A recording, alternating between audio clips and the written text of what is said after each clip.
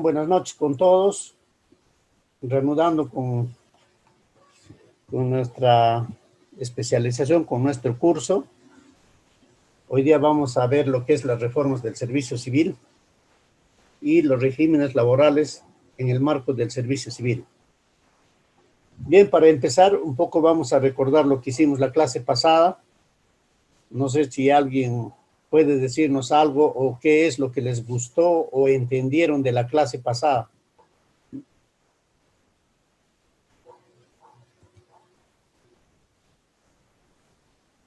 ¿Sí? Vamos. ¿Qué es lo que han entendido? ¿Qué es lo que les gustó de la clase pasada? Yo, licenciado. Sí, pero ¿qué tema? Vamos. A ver, lo que yo he entendido ha sido sobre la función administrativa.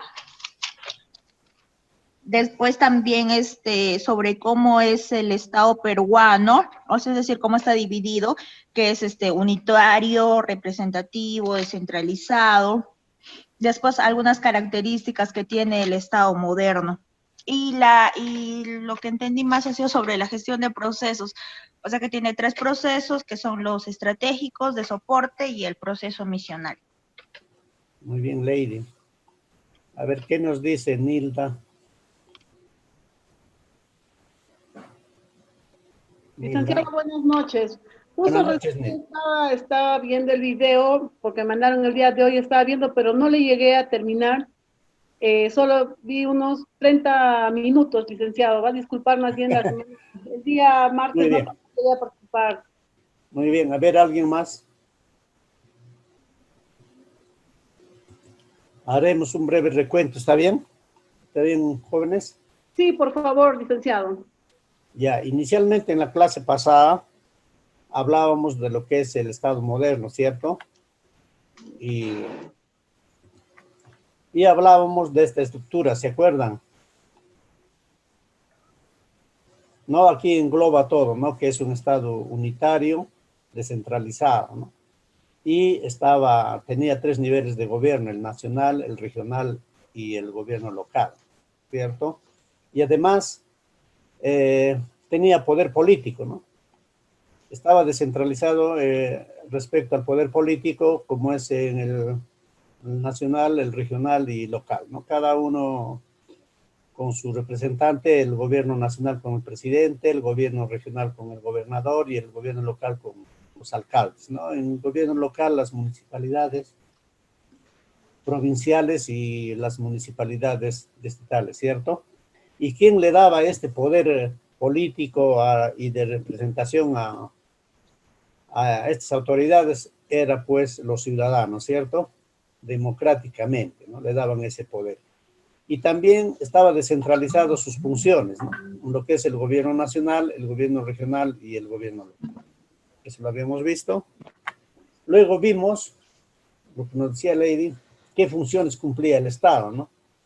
Estábamos hablando de funciones, ¿no? Cumplía función ejecutiva, función legislativa, función jurisdiccional, ¿no? No sé si alguien nos puede decir algo sobre cada una de las funciones, ¿no? A ver si alguien nos puede mencionar algo. A ver, José Luis Huamán. Presente, profe. Muy bien, José Luis, tienes el micrófono abierto, así es que... Sí, con respecto a las funciones del Estado peruano, ¿no? Se dice que es función educativa porque está representado por el presidente de la República.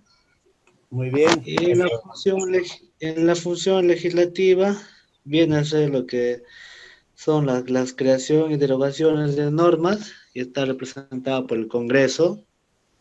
Y la función jurisdiccional viene a ser donde resuelven los conflictos colectivos, juicios, procesos administrativos, en todo caso ejecutivo, el judicial. Claro. Y Claro, también judicial. habló sobre la función administrativa. Sí, así es. Y eso está aquí, ¿no? Nos quedamos Bien, gracias. Mira, nos quedamos con este concepto de la función administrativa, ¿cierto? Lo elegimos, nos quedamos con lo que decía Alza, ¿no? Que la función administrativa concreta los fines del poder a través de reglamentos, actos administrativos, actos de administración interna, contratos de la administración pública, ¿no? Y ello se traducía en un conjunto de decisiones y operaciones mediante las cuales se procura pues la satisfacción de las necesidades colectivas, ¿no? Utilizando los recursos públicos, desarrollando también las acciones destinadas a la comunidad y produciendo bienes y servicios dentro de las orientaciones generales, ¿no? Trazadas por las políticas públicas y no. Pero ¿por qué le habíamos dado bastante interés a esta función administrativa? Debemos tener presente esta función porque vamos a convivir con ellas, les había dicho, durante el desarrollo de sus funciones que ustedes puedan tener en el Estado, ¿no? Esto sí tienen que tenerlo en la mente para que ustedes puedan desarrollar sus funciones. También habíamos hablado de lo que son los límites de la función administrativa. A ver si alguien nos puede recordar en qué consistía esto, ¿no? Habíamos hablado del principio de legalidad, habíamos hablado en lo que es el control administrativo, ¿no? A ver si Daniel nos puede ayudar ahí, ¿no?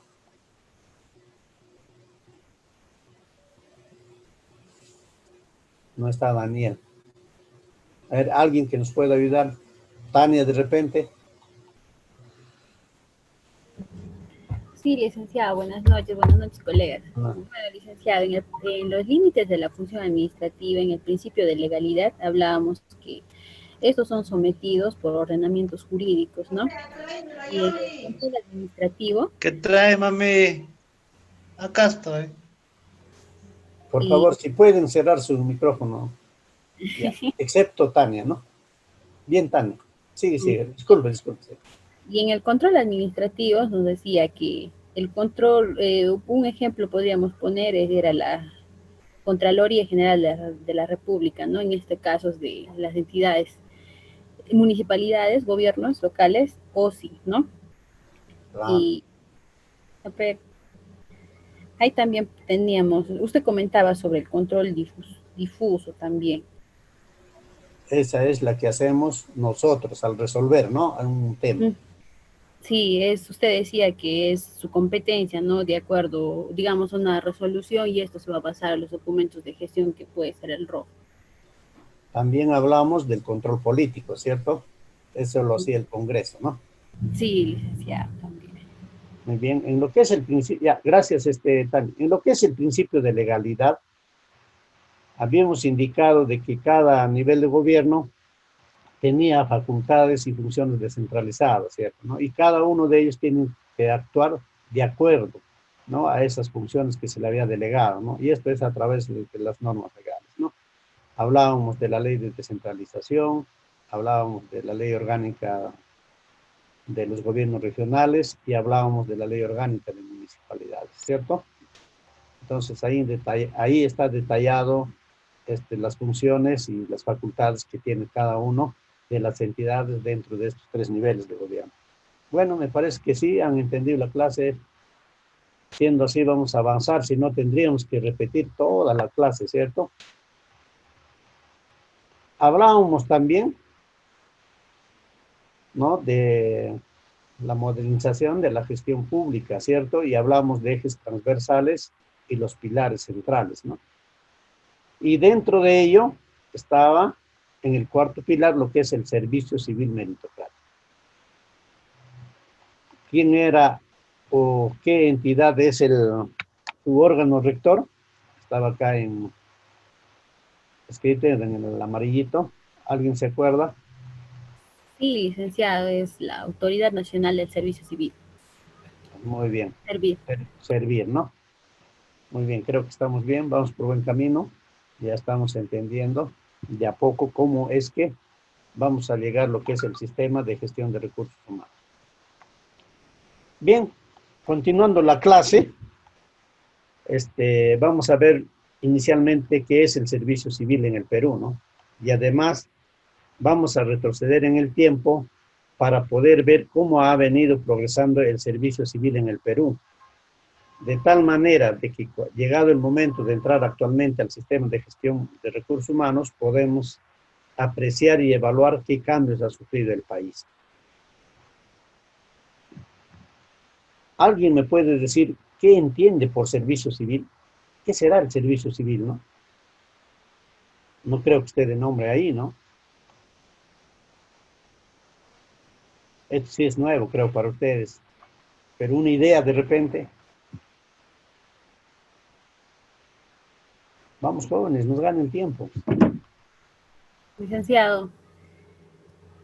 Bien, sí. Sí, licenciado, nosotros entendemos el servicio civil o la Autoridad Nacional de Servicio Civil como un ente rector de las oficinas de recursos humanos. Bien, también. ¿Alguien más, por favor? Está orientado al buen desempeño, ¿no?, que debe tener un trabajador, un funcionario público. Muy bien, Leida. Sí, está bien, Leida. Uno más, a ver. Adi. Adi. Disculpe. A ver. Uno más. El último. Y, licenciado, y está enfocado al buen servicio al ciudadano. Bien. Bueno. El servicio civil en el Perú. El servicio civil, esto es el concepto, y ustedes sí han acertado, es cierto, ¿no? Tiene relación. Está referida a las personas. El servicio civil engloba a todas las personas que prestan servicios al Estado, en este caso en el Perú, ¿no? Cualquiera sea su régimen laboral y o su forma de prestación. Entonces, el servicio civil engloba pues a todos los que prestamos nuestro servicio al Estado, ¿no? ¿Qué busca? Busca realizar una adecuada gestión de los servidores civiles con el fin de lograr una administración pública, profesional, eficaz y al servicio de los ciudadanos. ¿Se acuerdan cuando empezamos las clases? ¿Qué les decíamos, no? Si uno va a trabajar en las oficinas de recursos humanos, tiene que ser una persona proba, ¿no? Tiene que ser una persona ética para poder desenvolverse. ¿No? Es cierto que tiene que ser en todos los sistemas, pero ahí sí se exige que sea así, ¿no? Vamos a desarrollar la cronología del servicio civil en el Perú. ¿Desde cuándo tiene sus inicios? ¿Cómo ha venido avanzando? ¿Y qué esperamos de este servicio civil en adelante con la nueva autoridad de servicio civil, ¿no? La que decía Tania, Servil. En el año 1937, mira, alumnos, estamos hablando ya de casi un siglo, no se creó la Intendencia General de Hacienda, adscrita al Ministerio de Hacienda. Esta Intendencia General es la que se encargó en aquella época del manejo de la administración pública y en el año 1937 se crea por primera vez el sistema de escalafón y pensiones. Esto relacionado a lo que es el sistema de gestión de recursos. En el año 1937 recién el Estado empieza, ¿no?, a crear un sistema para administrar los recursos humanos. Luego, entre el año 1937 a 1950, se creó la Dirección General del Servicio Civil y Pensiones. Esta Dirección General del Servicio Civil y Pensiones fue traspasada al Ministerio de Justicia y Culto. En aquella vez, la denominación de ese ministerio fue de Justicia y Culto, ¿no? Ya en el año 1950 se crea la Ley del Estatuto y Escalafón del Servicio Civil y su reglamento. Esto es con la Ley 11.377 y el Decreto Supremo 522. Norma que por primera vez ¿no? Se desarrolla en forma integral lo que es la carrera administrativa en el Perú. Preguntarán ustedes, ¿por qué tenemos que retroceder en el tiempo para ver el servicio civil en el Perú?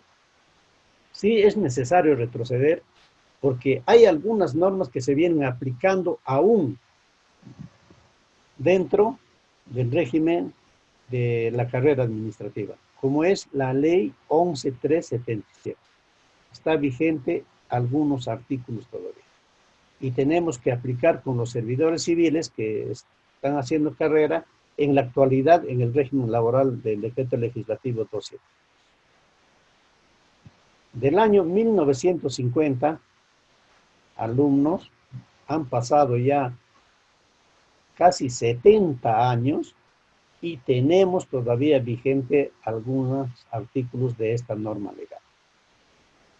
Entonces, la ley del estatuto y escalafón del servicio civil todavía tiene vigencia algunos artículos, ¿no? Desde el año 1950.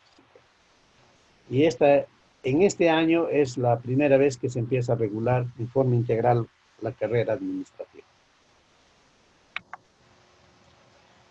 También en este año de 1950, ¿no?, se estableció que el ingreso tendría que ser por concurso. Y este concurso abarcaba lo que es el examen oral y el examen escrito. ¿Ves? Estableció por primera vez también cómo debería ingresarse a la carrera administrativa.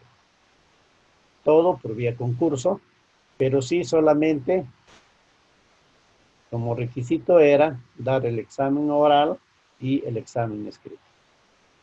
Se dan cuenta aquí, alumnos, de que no había perfil, no había lo que pedimos, estudios superiores,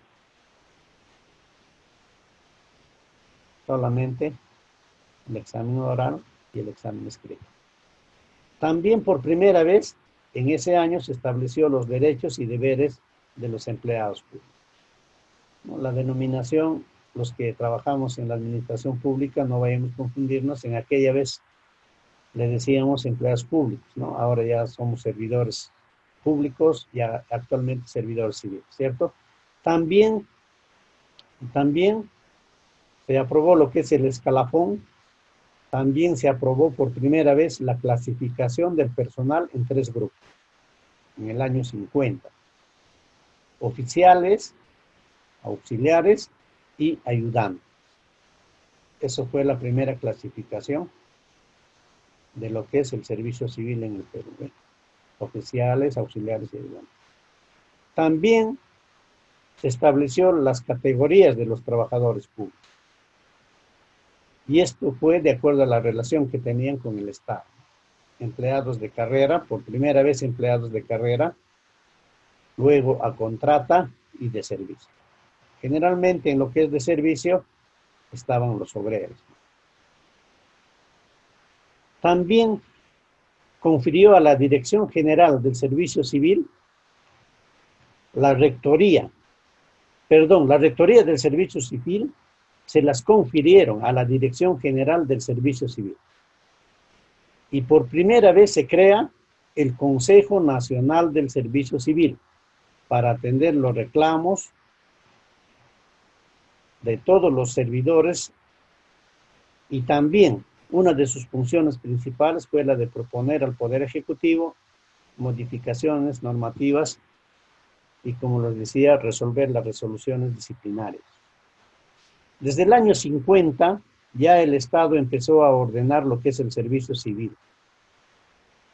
Como describía, su ingreso, el escalafón, o sea, la vida y la trayectoria de los servidores públicos, la clasificación en estos 3 grupos, las categorías de los trabajadores públicos, y luego se le dio la rectoría del Servicio Civil a la Dirección General del Servicio Civil.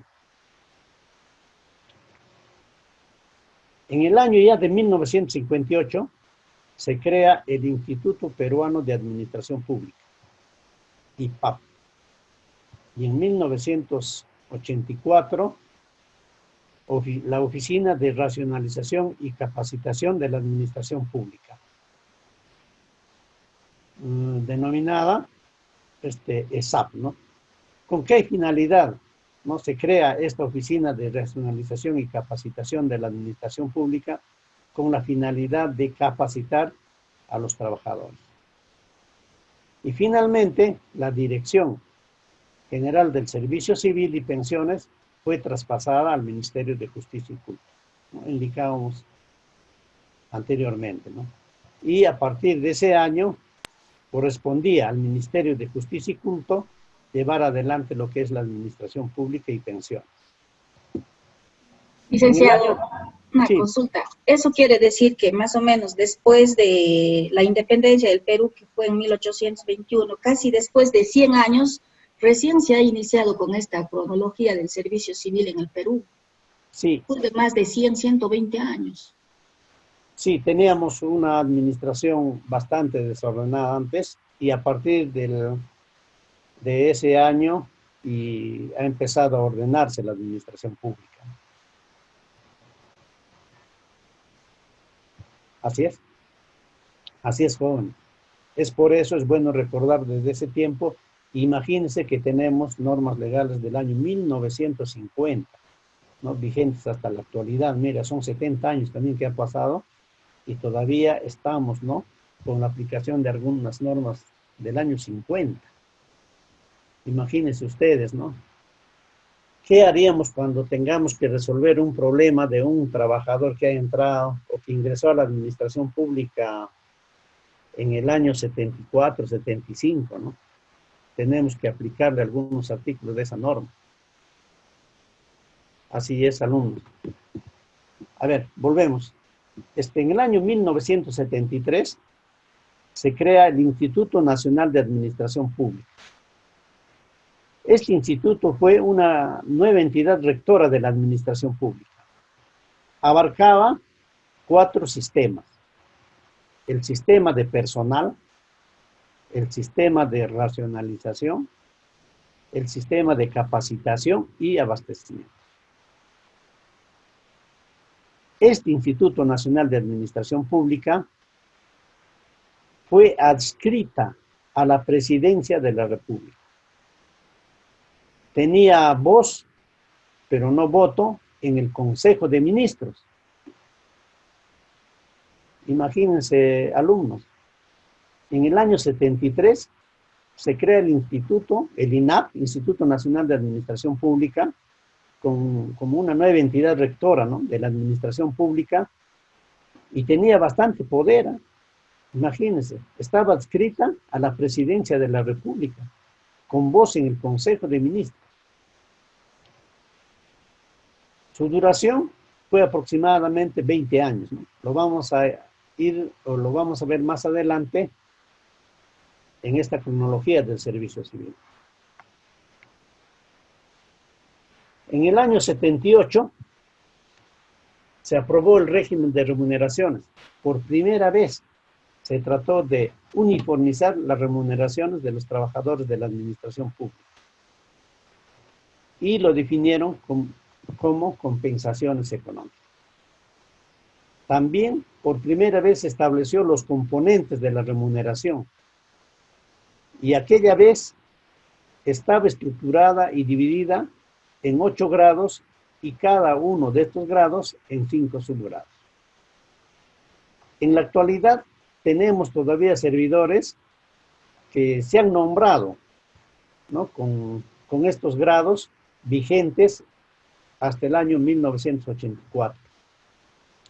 Más adelante vamos a ir desarrollando y vamos a darnos cuenta, ¿no?, que estas normas son de aplicación en la actualidad. En el año 1979, ¿no?, se aprobó la nueva Constitución del 79 y se elevó a rango constitucional la existencia de la carrera administrativa. Y además se estableció el derecho a la estabilidad laboral para los funcionarios y servidores públicos. También con la nueva Constitución se instituyó un régimen homologado de igualdad salarial absoluta, ¿no? el Estado trató, ¿no?, de igualar las remuneraciones de todos los servidores civiles por grados y subgrados.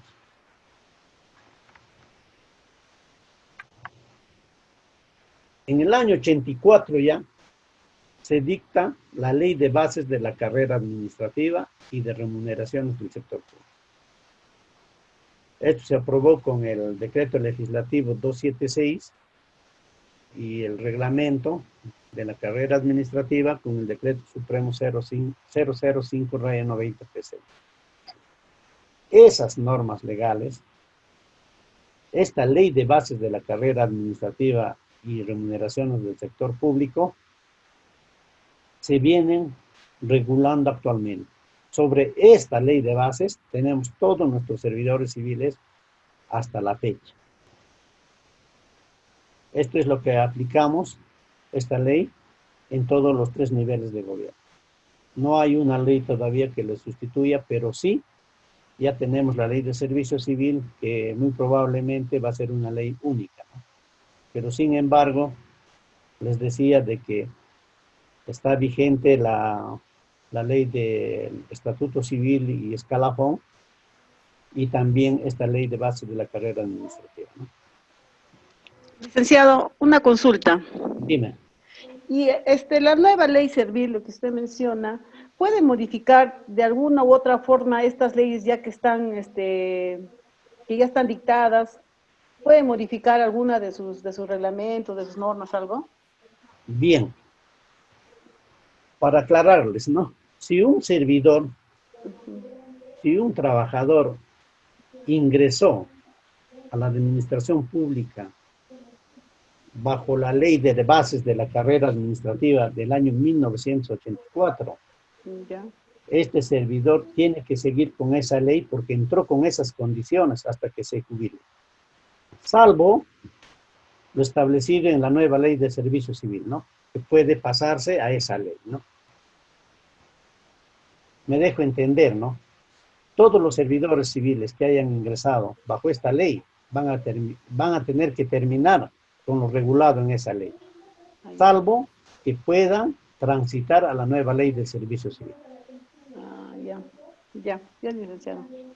Está claro, ¿no? Licenciado, una pregunta. Bien, dime. Licenciado, ¿las demás leyes han sido derogadas o se encuentran vigentes todavía?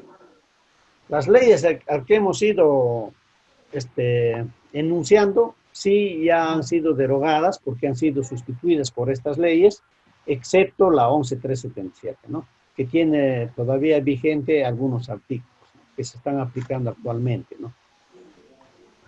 Porque esta ley de base no lo ha derogado cuando se aprobó, ¿no? Dígame. Entonces, licenciado, la mayoría todavía de los servidores públicos están bajo la ley de 1984. Sí, así es. Por no decir casi todos, ¿no? O claro, todos. casi todos. Prácticamente son todos. Todos, ¿no? sí. Sí, todos, excepto el alcalde, ¿no? Que ya no está. Gracias, licenciado. Ajá. Bueno, en esta ley de 1984, se estructuró 3 grupos ocupacionales, ¿no? Profesionales, técnicos y auxiliares, y no estaban comprendidas en la carrera los funcionarios directivos. Tiene 14 niveles también, ¿no? En cada uno de estos 3 grupos hay niveles también, ¿no? Esto lo vamos a desarrollar cuando hablamos lo que es los regímenes laborales en el Perú, ¿no? ¿Por qué? Porque está vigente y es de aplicación absoluta, y podría afirmar que el 90 a 95% de trabajadores dentro de la entidad pública están dentro de esta ley, ¿no? Los que están haciendo carrera, ¿no? Excepto algunas entidades que ya han transitado ya al servicio civil, ¿no? Tenemos la Autoridad Nacional de Servicio Civil, ¿no? Hace poco ha transitado y ya está en ese régimen de la 30057.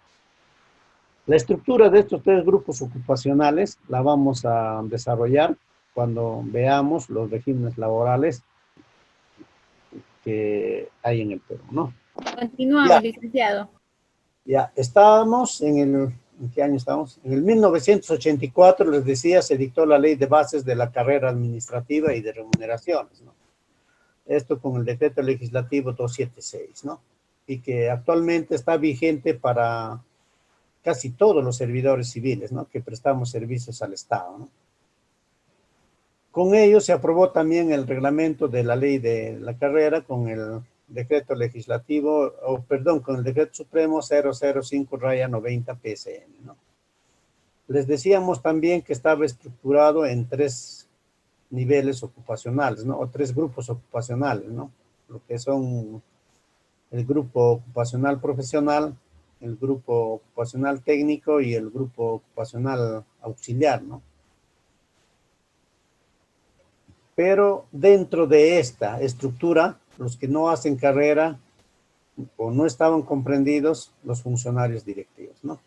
También les decía que estaba aprobado 14 niveles remunerativos, ¿no? Por ejemplo, ¿no?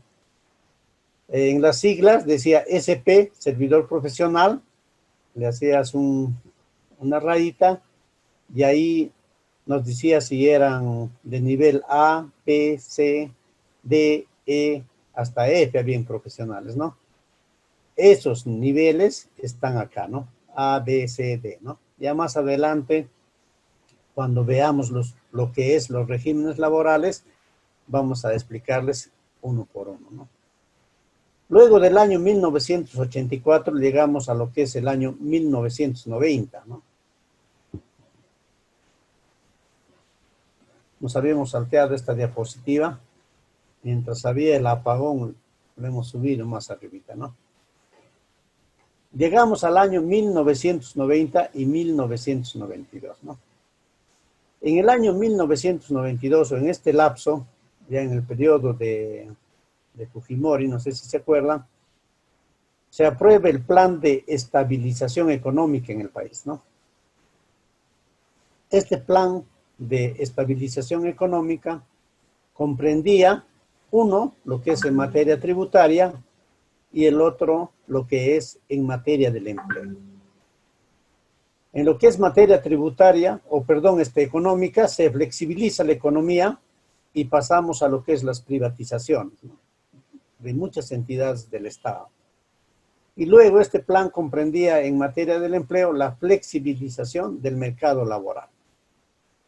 En este periodo es lo que se aprueba la Ley de Fomento del Empleo. También se aprueba su reglamento. ¿A qué nos referimos cuando hablamos de la Ley de Fomento del Empleo? Al régimen laboral de la actividad privada. Ahí ven. Pero, ¿qué habrá ocurrido, ¿no?, en la flexibilización del mercado laboral? Es necesario que se conozca, ¿no?, de que en esta flexibilización del mercado laboral hubo un plan de incentivos para que los trabajadores pudieran acogerse al retiro voluntario de la administración pública. Ello porque el Estado consideraba que se había saturado de servidores públicos en todas las entidades del Estado y además por esta flexibilización económica y las privatizaciones, entonces iban a quedar muchos trabajadores sin empleo o no había dónde reubicarles. Es por ello que en esta flexibilización del mercado laboral es donde se invita a muchos trabajadores al cese voluntario. Pero sin embargo esto no se ha cumplido, ¿no? Porque en muchas entidades del Estado ha habido despidos masivos, ¿no? Actualmente, producto de esta flexibilización o lo que hemos llamado o lo que ha habido despidos de los servidores, muchos han regresado ya a las entidades del Estado, ¿no? Es aquí donde el Estado busca reducir el número de trabajadores que existía en la administración pública. Es también en este periodo en donde se empieza a privatizar o a vender muchas empresas del Estado, ¿no? Teníamos lo que es Entel Perú, ¿no?, que era una entidad pública y además los políticos de aquella vez lo miraron como un centro de empleo, ¿no? Para sus partidarios, ¿no? En estas privatizaciones y la venta de empresas públicas ha habido muchos bancos, ¿no? El Banco Popular, ¿no? El Banco de Industria y Comercio, el Banco de Vivienda, ¿no? El banco, bueno, no me acuerdo, el Banco Agrario, ¿no? El Banco Agrario, ¿no? Imagínense cuántos trabajadores públicos han tenido que acogerse han tenido que acogerse, ¿no? A lo que el gobierno había puesto esos bonos, ¿no? 12 remuneraciones, creo era, para los que se acogían, ¿no? Al cese voluntario, ¿no? Y además, algo bastante importante acá, ¿no? No solamente había cese voluntario, sino también las famosas evaluaciones, ¿no? En esas evaluaciones también han existido muchos trabajadores que han tenido que salir del trabajo, ¿no? Bueno, estos trabajadores que se han evaluado generalmente han vuelto ya a la administración pública, ¿no? Con la comisión que han evaluado lo que es los ceses colectivos. Como vemos, entre el año 1990 y el año 1992 existió pues inestabilidad, ¿no? En cuanto a los servidores civiles, ¿no? Y además se quiso uniformizar con la ley del fomento del empleo, ¿no? A nivel nacional, ¿no? Este régimen de la actividad privada que también empezó a aplicarse en algunas entidades del Estado. Eso lo vemos más adelante. En el año 1993, se acordarán ustedes, se aprobó la nueva Constitución del Estado. Pero, ¿qué pasó con este artículo 27, ¿no? Que está en la Constitución, ¿no? Con este artículo se elimina prácticamente lo que era la estabilidad laboral que te daba la Constitución del año de 1970. ¿Qué dispone este artículo? Nos dice, ¿no? El artículo 27 de la Constitución, la ley otorga al trabajador una adecuada protección contra el despido arbitrario. Ya no había la estabilidad laboral, sino nos decía de que la ley otorgaba al trabajador, ¿no? Una adecuada protección contra el despido arbitrario. En otras palabras, nos decía, ¿no? Podemos despedir al trabajador siempre en cuanto, ¿no? Cumpla con un procedimiento que puede estar establecido en la ley, ¿no? Con esta ley, pues, se quita lo que es la estabilidad laboral de los trabajadores. O, perdón, con la Constitución, ¿no? Bien, ahí les daba el resumen. Ahora sí creo está completo, ¿no? Si volvemos al cuadro anterior, es del año 90. Aquí sí tenemos un resumen, ¿no? Podemos memorizarlo de repente y tenerlo en resumen, todo lo que es la cronología del servicio civil en el Perú. Desde el año 1937, cuando se empieza ya a regular lo que es la administración pública, hasta el año 1990, cuando se aplica el reglamento de la ley de la carrera administrativa, y hasta el año 93, ya cuando hay cambios sustanciales en lo que es el sistema administrativo de gestión de recursos humanos, ¿no? Bien, dentro de las reformas del servicio civil en el Perú, después de la Constitución del año 1993, ha habido muchos intentos, ¿no? de poder reformar el servicio civil y que más adelante fracasó, ¿no? Veamos, por ejemplo, acá, ¿no? Se trató de reducir el personal con esos programas de incentivo. Se cerró el ingreso a la carrera administrativa. Se prohibió a través de las leyes de presupuesto, a través de diferentes normas legales, el ingreso a la carrera administrativa.